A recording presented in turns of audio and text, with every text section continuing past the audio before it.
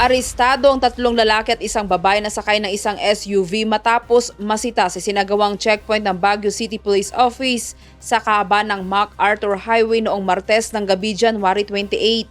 So that was a hasty checkpoint. So the usual, whenever we conduct checkpoint, kahit yan na yung suspected car, still we have to observe yung force continuum na sinasabi.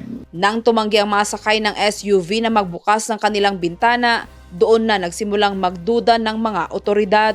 Then habang umiikot yung kapulisan natin, nakita nila na may baril sa loob. So they demanded already for them to for any papers. Kasi supposedly may certificate, authority to certificate from COMELEC, certification from COMELEC to cover their firearms. So walang pinakita, so they arrested them. Nakuha sa kanila ang isang kalibre 45 na baril, 2 magasin na puno ng bala, 3 pakete ng shabu na aabot sa humigit kumulang na 5 gramo at tinatayang nagkakahalaga ng 36,000 pesos. May kasama pang pinatuyong dahon ng marijuana. Kwento ni Police Colonel Ruel Tagel, nakatanggap sila ng impormasyon na ang sasakyan na ito ay may sakay na isang wanted person, kaya pinabantayan na at pinamonitor sa mga checkpoints sa Baguio. Minomonitor namin sila until such time na medyo nawala sila somewhere dito sa may BGH.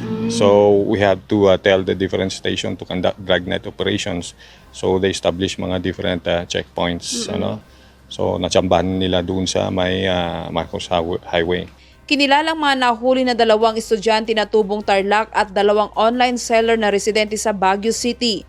Tumanggi munang isa publiko ng BCPO ang pagkakakilanlan ng mga nahuli habang iniimbestigahan pa nila kung miyembro ang mga ito ng isang drug group. Hawak na ng BCPO ang mga suspect na mahaharap sa reklamong paglabag sa Republic Act 9165 o Dangerous Drugs Act of 2002 at election gun ban sa ilalim ng Omnibus Election Code. Grace Doctolero, UNTV News and Rescue.